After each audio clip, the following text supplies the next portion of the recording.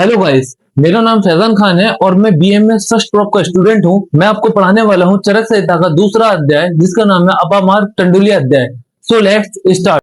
तो आज हम पढ़ने वाले हैं चरक संहिता का चैप्टर नंबर 2 अपामार्ग टंडुलिय अध्याय। ठीक है, तो हम शुरू करते हैं अपामार्ग टंडुलिय अध्याय जो चरक संहिता का चैप्टर नंबर 2 है। ठीक है, लेट्स स्टार्ट। तो हम चैप्टर नंबर 2 में अपामार्ग टंडुलिय अध्याय में, इसके नाम में ही इसका मतलब छुपा हुआ है। अपामार्ग, अपामार्ग से अपामार्ग क्या है, सबसे पहले बात करते हैं अपामार्ग टंडुलिय अध्याय में। अपामार्ग का मतलब है ये एक प्लांट है। कौन सा? ड्रग प्लांट है, मतलब ये एक औषधि का पौधा है जिसका हम यूज करते हैं स्रोविरेचन में और नशे में। स्रोविरेचन और नशे में अब बात करें, स्रोविरेचन या नशे क्या है, मतलब स्रोविरेचन एक प्रोसेस होती है जो पंचकर्मा के अंदर आती है। इस चैप्टर में हम पंचकर्म के बारे में पढ़ेंगे। 5 ऐसे कर्म हैं जो द्रव्य का यूज करके किए जाते हैं, मतलब जिसके अंदर स्रोविरेचन भी आता है, वमन आता है, विरेचन आता है, निरूह वस्तु आती है, निरूह बस्ती आती है, अनुवासन आता है। अब सबसे पहले यहाँ पर जो अपामार्ग का जो प्लांट है उसका हम स्रोविरेचन में यूज करते हैं और नशे में। स्रोविरेचन क्या है? स्रोविरेचन का यहाँ पे मतलब होता है सिर की शुद्धि के लिए। सिरो मतलब सिर की शुद्धि के लिए हम स्रोविरेचन करते हैं। नशे के थ्रू, नाक के थ्रू हम औषधि का यूज करते हैं। ठीक है, सिर की शुद्धि के लिए। जिससे क्या होता है विरेचन, विरेचन का मतलब होता है मुख या गुद के द्वारा, मतलब एनल लीजन के द्वारा या माउथ के द्वारा, बकल कैविटी के द्वारा, उसके थ्रू मतलब दोषों को बाहर निकाला जाता है स्रोविरेचन में। ठीक है, स्रोविरेचन सिर की शुद्धि करते हैं इस तरीके से। इसका मतलब आपको, ठीक है, इसका अपामार्ग का मतलब तो ये है। और जो टंडुलिय है, टंडुलिय का मतलब होता है बीज, मतलब एक ऐसा बीज, छिलका रहित बीज, ऐसा एक ऐसा बीज जिसमें छिलका नहीं होता। जैसे चावल, चावल क्या है? एक छिलका रहित बीज है, वो बोलेंगे हम टंडुलिय इस। ठीक है, और अपामार्ग क्या है? एक प्लांट है। किसका प्लांट है? अपामार्ग, जिसका दूसरा नाम क्या बोलते हैं? चिचिड़ी। इसका दूसरा नाम है चिचिड़ी। ठीक है, अब इसमें जैसे कि मैंने बताया है, इस अपामार्ग टंडुलिय अध्याय में हम 5 पंचकर्म के बारे में पढ़ेंगे। ठीक है, फिर और 2 तरीके की इसमें हम चिकित्साओं के बारे में पढ़ते हैं। कैसी? 2 तरीके की चिकित्साओं के बारे में पढ़ते हैं। पहली होती है शोधन चिकित्सा, दूसरी होती है समन चिकित्सा। शोधन चिकित्सा, शोधन चिकित्सा में हम क्या करते हैं? दोषों को बाहर निकालते हैं बॉडी शरीर से, और समन चिकित्सा में दोषों को हम शांत करते हैं। ठीक है, अब इसमें बात करें दोष कौन से होते हैं? दोष त्रिदोष वही वाले होते हैं, वात पित्त कफ, बात पित्त कफ। ठीक है, जिसमें समन, समन में क्या करते हैं हम? समन चिकित्सा में दोषों को शांत करेंगे। जैसे कौन से? बात के लिए हम तेल का यूज करेंगे। तेल जो द्रव्य है हम उसको यूज करेंगे बात को शांत करने के लिए। कफ को शांत करने के लिए मधु का यूज करेंगे। पित्त को शांत करने के लिए घृत का यूज करेंगे। ठीक है, ये समन द्रव्य में आ जाएगा। शोधन द्रव्य जिसमें दोषों को शरीर से सीधे बाहर निकालते हैं। किसके थ्रू निकालेंगे? उसके लिए किया जाएगा पंचकर्म। जैसे पंचकर्म आपने पढ़ा होगा, पंचकर्मा द्रव्य होंगे, उनकी सहायता से हम क्या करेंगे? 5 प्रोसेस करेंगे, जिससे हम क्या करेंगे? बॉडी को, शरीर को, पूरे दोषों को बाहर निकालेंगे, उसकी शुद्धि करेंगे। अच्छा, यहाँ पर जैसे मैंने बोला है कि चावल जो है वो छिलका रहित बीज है, उसको आयुर्वेद में हम ग्राही भी बोलते हैं। आयुर्वेद में चावल को ग्राही भी बोलते हैं, ये ध्यान रखना, क्वेश्चन आ जाता है। अच्छा, इसमें इसके साथ साथ बता दें कि इस चैप्टर में लॉन्ग क्वेश्चन नहीं बनते हैं, एमसीक्यू वाले ही क्वेश्चन बनते हैं। और इसमें इस चैप्टर में मोस्ट इंपोर्टेंट 3 चीजें हैं जो कि आखिर में मैं आपको बताने वाला हूं, जो वेरी मोस्ट इंपोर्टेंट है चैप्टर, इस चैप्टर में एग्जाम के लिए जो हर बार पूछी जाती हैं। तो इस चैप्टर को आप स्किप मत करना, ध्यान से सुनना, पूरे लेक्चर को बिल्कुल भी स्किप करके मत देखना। कुछ भी चीज छूटती है तो आपको चैप्टर समझ में नहीं आएगा। तो शुरू करते हैं। ठीक है, फिर इसके बाद हम बात करेंगे what will be study in this chapter. इस चैप्टर में हम किस चीज का अध्ययन करेंगे। जैसे कि मैंने बताया, हम इसमें पहले पंचकर्मा द्रव्यों के बारे में पढ़ते हैं। ठीक है, अच्छा रुको, यहाँ पर एक चीज और बताना भूल गया। यहाँ पर जो कफ का स्थान, पित्त का स्थान और बात का स्थान कैसे पता चलेंगे। अच्छा, जो कफ का स्थान होता है वो ऊर्ध्व जत्रुवत जगह पर होता है। ठीक है, ऊपर की तरफ, बॉडी शरीर के ऊपरी हिस्से में होता है, ऊर्ध्व वाले हिस्से में होता है कफ का स्थान। पित्त का स्थान मध्य भाग में होता है शरीर के, और बात का स्थान अधा भाग में होता है, नीचे वाले हिस्से में होता है बात का स्थान। ठीक है, और पित्त और बात दोनों आ जाएंगे पक्वशय में। पक्वशय एक ऐसा जगह होती है, पक्वशय जैसे कि आप जानते हो इंटेस्टाइनल रीजन एक ऐसे है जहां पे बात और पित्त दोनों रहते हैं। ठीक है, अब उसके बाद इस चैप्टर पे हम शुरू करते हैं। तो आचार्य चरक के अनुसार पंचकर्मा जो द्रव्य होते हैं उसमें आता है स्रोविरेचन, वमन, विरेचन, निरूह बस्ती और अनुवासन बस्ती। हम ये प्रोसेस करते हैं। स्रोविरेचन में या नशे में हम क्या करते हैं? सिर की शुद्धि के लिए करते हैं। वमन हम करते हैं अमाशय की शुद्धि के लिए, मतलब स्टोमच जो रीजन है उसको हम क्या करते हैं? प्योर करते हैं, उसकी क्लीनिंग करते हैं। ठीक है, शुद्धि के लिए। विरेचन पकवा से जो रीजन होता है, मतलब इंटेस्टाइनल जो रीजन होता है, इंटेस्टाइन, उसे हम क्या करते हैं? उसकी शुद्धि करते हैं प्योर। ठीक है, उसके लिए हम विरेचन प्रोसेस करते हैं। निरूह बस्ती और अनुवासन बस्ती, अनुवासन बस्ती दोनों को हम पक्वाशय की शुद्धि के लिए करते हैं। ठीक है, अब विरेचन की बात करें, विरेचन में क्या होता है? जो दोष होते हैं वो गुद की रास्ता बाहर आते हैं। मतलब यहाँ पे बात करें वमन क्या है और विरेचन क्या है, मेन मुद्दा ये होता है। वमन और विरेचन में अक्सर बच्चे कंफ्यूज रहते हैं। तो वमन में क्या होता है? जो मुख होता है, माउथ का जो रूट होता है, जो बकल रूट होता है ना, उसके थ्रू दोषों को हम बाहर निकालेंगे तो वो कहलाता है वमन। वो कहलाता है बमन, जैसे वॉमिटिंग, ठीक है। विरेचन जो एनल रीजन होता है उसके थ्रू दोषों को बाहर निकालते हैं, जो एनल रीजन से दोषों को बाहर निकालेंगे वो कहलाता है विरेचन, ठीक है। अब यहीं पर एक पॉइंट और आता है कि बमन में कौन सा महाभूत होता है। बमन में दो महाभूत होते हैं, आकाश और वायु। इसमें एमसीक्यू बन जाता है तो आप लोग ध्यान रखना, बमन में दो महाभूत होते हैं, आकाश और वायु, ठीक है। इसके बाद दूसरा हम इसमें स्टडी करेंगे युक्ति। युक्ति का महत्व, युक्ति का क्या महत्व है हम ये पढ़ेंगे, ये लास्ट में मैं बताऊंगा। मोस्ट इंपोर्टेंट है, एग्जाम में आता है, छोड़ना नहीं है, बिल्कुल भी इसकी मत करना। फिर तीसरा है यवागु। यहाँ बात करते हैं यवागु क्यों होता है, ये बहुत पूछा जाता है और आपको पता है आगे पढ़ने के लिए आपको मिलेंगे, अगले पार्ट में दूंगा क्योंकि लेक्चर बड़ा हो जाएगा। यवागु 28 यवागु को बताया गया है इस चैप्टर के बारे में। यवागु क्यों होते हैं, जैसे कि 1 किलो चावल लिया, 1 किलो चावल में 14 टाइम्स वाटर को मिला दिया, 14 टाइम्स वाटर को ऐड किया तो वो बनाएगा मंड, वो तो मंड बन जाएगा। और उसी चावल के अंदर 6 टाइम वाटर को मिला दिया, उसी मतलब 1 किलो चावल फिर से लिया और उस 1 किलो चावल में 6 टाइम वाटर को मिला देंगे, ऐड कर देंगे तो वो बन जाएगा यवागु, ठीक है। यवागु क्या है, 1 किलो चावल में 6 टाइम वाटर मिलाना, ऐसी क्वांटिटी हम यवागु बन जाता है, ठीक है।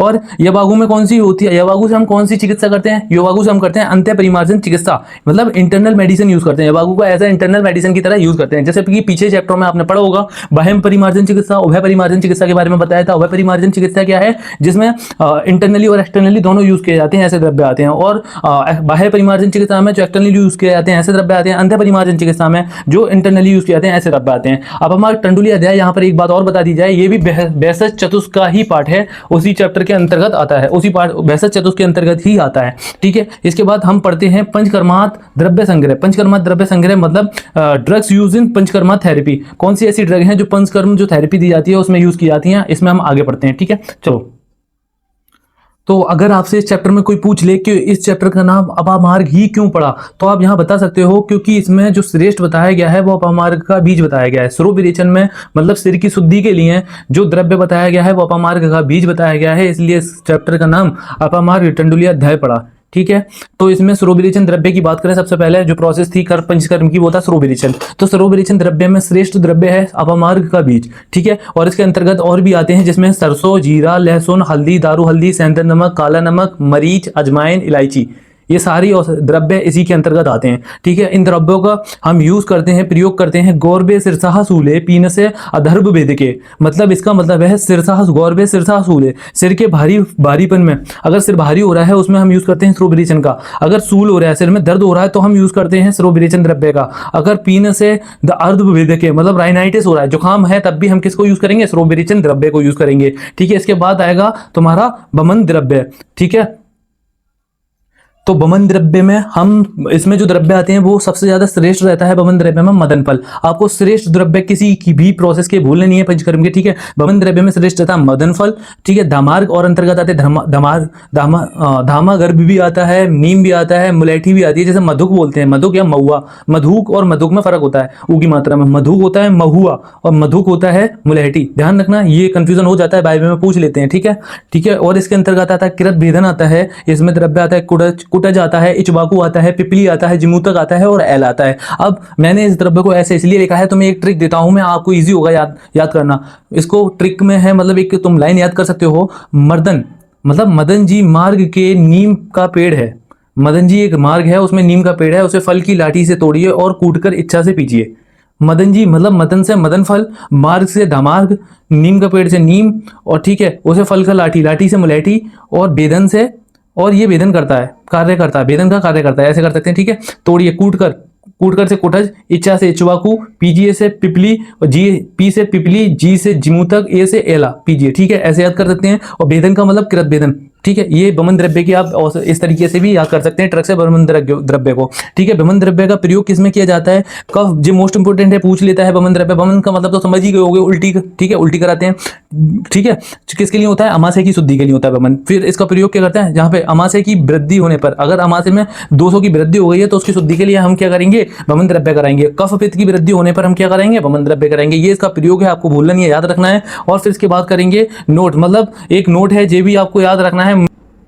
मुलेठी का क्वाथ बमन कारक होता है। कोई पूछ ले मुलेठी का क्वाथ कैसा रहता है, बमन कारक रहता है, मतलब बमन को बमन को बढ़ाने वाला। नीम का छाल कैसा रहता है, बमन कारक होता है, बमन करने में आसानी करता है। एला के गुणों में बमन नाशक होता है, मतलब एला के जो गुण होते हैं, जो द्रव्य एला उसमें वो क्या होता है, बमन नाशक होता है, ये आपको याद रखना है। फिर इसके बाद बात करेंगे विरेचन द्रव्य, जो तीसरा प्रोसेस है किसका, पंचकर्मा का जो क्या है विरेचन द्रव्य। विरेचन द्रव्य जो विरेचन द्रव्य है उसके अंदर आता है त्रिफला, त्रिवृता, जिसे सफेद निशोत भी बोलते हैं। अच्छा, विरेचन द्रव्य में जो श्रेष्ठ है वो तीव्रता है, सफेद निरोध बोलते हैं, ठीक है। और इसमें आती है एक द्रव्य आरक बद भी आता है, दंती द्रवंती भी आती है, गवाची आता है, कंपी पल्लक भी आता है, चीरड़ी भी आती है, जिसे भगत भाड़ भी बोलते हैं। अच्छा, अब इन द्रव्यों को कैसे याद रखोगे, इसके लिए एक ट्रिक है, जिसे बोलते हैं दंती के 3 और आरती के 7 बॉयफ्रेंड थे। मतलब दंती द्रवंती, त्रिफला 3, त्रिफला और तीव्रता, ठीक है, ऐसे याद कर लेंगे। आरती आरक बद, दंती के 3 और आरती के 7 बॉयफ्रेंड थे। एक बॉयफ्रेंड गवार, दूसरा कमीना, तीसरे से चिढ़ती थी।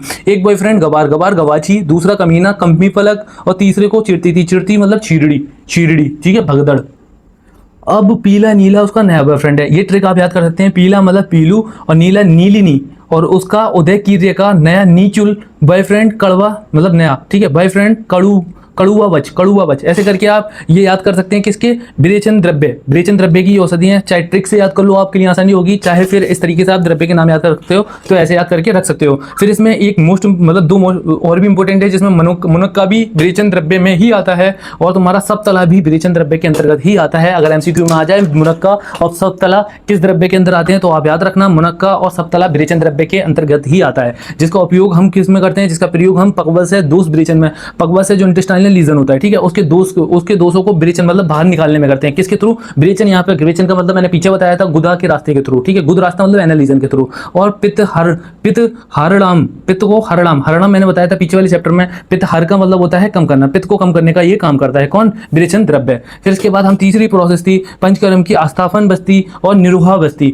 चौथी प्रोसेस थी आस्थापन बस्ती या निरोहा बस्ती, ठीक है। उसको तो अस्थापन बस्ती या निरूह बस्ती में आता है तुम्हारा पाटला, अग्नि मंत्र जिसे आरडी भी बोलते हैं, और पाटला को हम पाटल भी बोलते हैं, काशमर्या मतलब गंभार भी बोलते हैं काशमर्या को, ठीक है, याद रखना है आपको। और ये अस्थापन बस्ती और निरूह बस्ती में जो जो श्रेष्ठ रहता है, जो इंपॉर्टेंट है, आपको याद भी रखना है, पाटला जो है इन तीनों में सबसे ज्यादा श्रेष्ठ रहता है, पाटला या पाड़ल, ठीक है। और अस्थापन बस्ती या निरूह बस्ती क्यों की जाती है, पाइल्स वाली कंडीशन को हम बोलते हैं अस्थापन बस्ती, औसत को देते हैं। पाइल्स वाली जो कंडीशन होता है, पाइल्स वाली जो कंडीशन होती है उसमें हम औसत को देते हैं, उसमें की जाती है अस्थापन बस्ती या निरूह बस्ती। मतलब कैसे, इसमें हम स्नेह का प्रयोग नहीं करते हैं, मतलब जो स्थापन बस्ती करेंगे उसमें कोई भी स्नेह का प्रयोग नहीं करेंगे। ये पॉइंट इंपॉर्टेंट है, आपको याद रखना है। स्नेह का प्रयोग मतलब कोई भी तेल, घृत, ऐसी मतलब कोई भी चिकनाट वाली चीज का यूज नहीं करते हैं स्थापन बस्ती या निरूह बस्ती में। ये मोस्ट इंपॉर्टेंट है, बाइबल में पूछ लेता है एग्जामिनर, तो आपको याद रखना है। हम स्थापन बस्ती का प्रयोग किसमें करेंगे, उदावर्त में। विभिन्न उदावर्त मतलब उदावर्त होता है पेट फूल जाने में, ऐसे तब करेंगे स्थापन बस्ती का। विबंध होता है मल मूत्र का रुक जाना, उसमें हम किसको यूज करेंगे, स्थापन बस्ती का। विबंध मतलब मल मूत्र रुक जा रहा है, शरीर के अंदर बाहर ही नहीं आ रहा, पेट फूल रहा है, उसमें हम किसमें, स्थापन बस्ती को देंगे। फिर आता है अनुवासन बस्ती। अनुवासन बस्ती जो है, अनुवासन बस्ती आपकी 5वीं प्रोसेस है, ठीक है। बमन पहला था स्रो विरेचन, दूसरा था तुम्हारा बमन, और तीसरा था तुम्हारा विरेचन, चौथा था अस्थापन बस्ती और निरोह बस्ती, 5वां अनुवासन बस्ती, ठीक है। 5वां पंचकर्म का, 5वां अनुवासन बस्ती, जिसमें ड्रग सेम रहेंगी, चारों ड्रग कौन सी रहेंगी, ड्रग जो रहेंगी तीनों सेम रहेंगी, और इसमें 4 मतलब हम चारों इसमें स्नेह ले लेंगे। कौन से, तेल हो गया, घृत हो गया, बसा और मज्जा, चारों स्नेह इसके अंतर्गत आ जाएंगे। अनुवासन बस्ती को करने में हम चारों स्नेह का यूज करते हैं, मतलब कोई सा भी इसमें से स्नेह ले सकते हैं, चतुर्थ स्नेह का प्रयोग कर सकते हैं अनुवासन बस्ती में। ये डिफरेंट है स्थापन बस्ती और अनुवासन बस्ती में। स्थापन बस्ती में कोई भी स्नेह का प्रयोग नहीं कर रहे थे, लेकिन अनुवासन बस्ती में हम चारों स्नेह का प्रयोग कर रहे हैं, चतुर्थ स्नेह का प्रयोग कर सकते हैं। जो क्यों होता है, बात नाश के लिए होता है। बात को मोस्टली इसका काम रहता है बात को नाश करने के लिए। जो बात बॉडी में शरीर में बढ़ गया उसको नाश करने के लिए हम किसका यूज करते हैं, अनुवासन बस्ती का। अब हम शॉर्ट में एक टेबल के माध्यम से पंचकर्म को औसत और श्रेष्ठ औसत को याद कर सकते हैं। जैसे पंचकर्म में स्रो विरेचन, बमन, विरेचन, अस्थापन बस्ती, अनुवासन बस्ती है। इनमें कौन सी, स्रो विरेचन में जो औसत श्रेष्ठ है वो अपमार्ग का बीज है, आपको याद रखना है, इंपॉर्टेंट है। और जो दोष, कौन से दोष को बाहर निकालता है वो यहाँ पे दिया हुआ है, ठीक है। बमन विरेचन में श्रेष्ठ औषध है वो मदन फल है, ठीक है, याद रखना है, जो कफ को बाहर निकालेगा। और विरेचन में जो श्रेष्ठ औषध है वो तीव्रत है, जो पित्त को बाहर निकालेगा। और जो अस्थापन बस्ती में है वो श्रेष्ठ ड्रग है वो पाटला है। और मतलब तीनों ही होती है, पाटला, काशमर्या और अग्निमंत, पर इन तीनों में भी श्रेष्ठ जो है वो पाटला है, जो कि पाटला है, जो क्या करेगा, बात को बाहर निकालेगा। और 5वां है तुम्हारा अनुवासन बस्ती, जो हम यूज, ये तीनों ही ट्रिक इसके अंदर आ जाएंगे, लेकिन हम इसको तेल के साथ और घृत के साथ यूज करते हैं, जो क्या करेगा, बात को बाहर निकालेगा किससे, शरीर से, ठीक है। तो इसके बाद बात करेंगे कर्म की। कौन से ऐसे कर्म है जो पंचकर्म से पहले किए जाते हैं, पंचकर्म के बाद किए जाते हैं, और प्रधान कर्म कौन सा है, इसमें बात करते हैं। तो कर्म में आएगा पहले पूर्व कर्म है। पूर्व कर्म मतलब पंचकर्म करने से हम पहले कौन सा कर्म करते हैं, पहले हम स्नेहन करेंगे और स्वेदन करेंगे, इंपोर्टेंट है, याद रखना है। इस स्नेहन और स्वेदन का मतलब है लुब्रिकेशन करेंगे, घी से, घी पिलाया जाएगा, ठीक है। जो पेशेंट होगा, जो भी मरीज होगा, जो व्याधि होगी, जैसे बमन से पहले हम उसे क्या करेंगे, बमन करेंगे तो उससे पहले हम घी पिलाएंगे उसे। लुब्रिकेशन का काम करता है बमन में, ठीक है, बमन की प्रोसेस में जो पूर्व कर्म करते हैं बमन में, स्नेहन और स्वेदन। ध्यान रखना है, प्रधान जो कर्म है वो पंचकर्म है, पांचों कर्म प्रधान कर्म में आते हैं, और पश्चात कर्म है जो पंचकर्म के बाद जो कर्म किए जाते हैं। पश्चात कर्म जो पंचकर्म के बाद करने की प्रोसेस होती है, क्या किया जाता है, संसर्जन कर्म किया जाता है। संसर्जन कर्म का मतलब होता है आहार, मतलब कौन से आहार हमें लेना चाहिए, आहार यवागु आदि, कौन से यवागु को हम पंचकर्म के बाद उपयोग कर सकते हैं, वो बताए जाते हैं किसमें, पश्चात कर्म में। हम पश्चात कर्म में करते हैं। फिर युक्ति, कितनी युक्ति, युक्ति का मतलब होता है मात्रा कालाशीरो, मतलब कौन सी बैलेंस डाइट कौन सी होती है, बैलेंस औषधि कौन सी होती है, बैलेंस किस तरीके से, मतलब प्रोसेस बैलेंस, क्या एक युक्ति, क्या प्लान तैयार किया जाता है एक व्याधि को, एक पंचकर्म करने के लिए, व्याधि को शरीर से बाहर निकालने की कौन सी प्रोसेस अपनाई जाती है, कौन सी प्लानिंग की जाती है, वो आता है युक्ति के अंदर। युक्ति का श्लोक इंपॉर्टेंट है। अगर इसके बाद अगला जो लेक्चर होगा, अगला जिसका बी पार्ट और आएगा, क्योंकि अभी इसमें 28 यवागु बचे हुए हैं, वो नेक्स्ट पार्ट में मैं बताऊंगा। तो अभी यहाँ पर युक्ति, उसमें मैं डिटेल में युक्ति को बताऊंगा, मोस्ट इंपॉर्टेंट है, ठीक है। औषध की सम्यक योजना की युक्ति कहते हैं। युक्ति किसे कहते हैं, जो बैलेंस होगा औषध का उसे बोलेंगे हम युक्ति। युक्ति मात्रा और काल पर निर्भर करती है, ठीक है। द्रव्य साहन की रखने वाला वैद्य के स्थान पर युक्ति से सदा श्रेष्ठ रहता है, मतलब द्रव्य साहन की, जो द्रव्य की नॉलेज रखता है उससे श्रेष्ठ वैद्य को वो माना जाता है जो युक्ति की नॉलेज रखता है। श्रेष्ठ वेद कौन सा रहता है, द्रव्य का जैसे ज्ञान होगा और युक्ति का भी ज्ञान हो, उसे हम क्या बोलेंगे, श्रेष्ठ बोलेंगे, ठीक है। आई होप आपको ये लेक्चर समझ में आया होगा। अगर इस चैप्टर में आपको कोई भी डाउट हो तो आप हमें कमेंट करके पूछ सकते हैं, कोई भी डाउट क्लियर करवा अपना कमेंट में पूछ सकते हैं, ठीक है। और आपको अगर इस चैप्टर को समझ में आया तो सब्सक्राइब करें, और इसे हमारे चैनल को फॉलो करें, लाइक करें, और अपने दोस्तों को भी आगे हेल्प करें, इस चैनल के बारे में बताएं। अगर आपको भी हेल्प हुई हो तो उनकी भी हो जाएगी, और इस भगवान आपका भला करेगा। और आप हमें कमेंट करें कि नेक्स्ट जो लेक्चर है वो हम किस टॉपिक पर या किस चैप्टर पर बनाएं, ठीक है। Thank you. और हाँ, ये अभी चैप्टर पूरा नहीं हुआ है, इसका पार्ट बी भी है यवागु वाला, वो जरूर देखें आप, इंपॉर्टेंट है एमसीक्यू के लिए।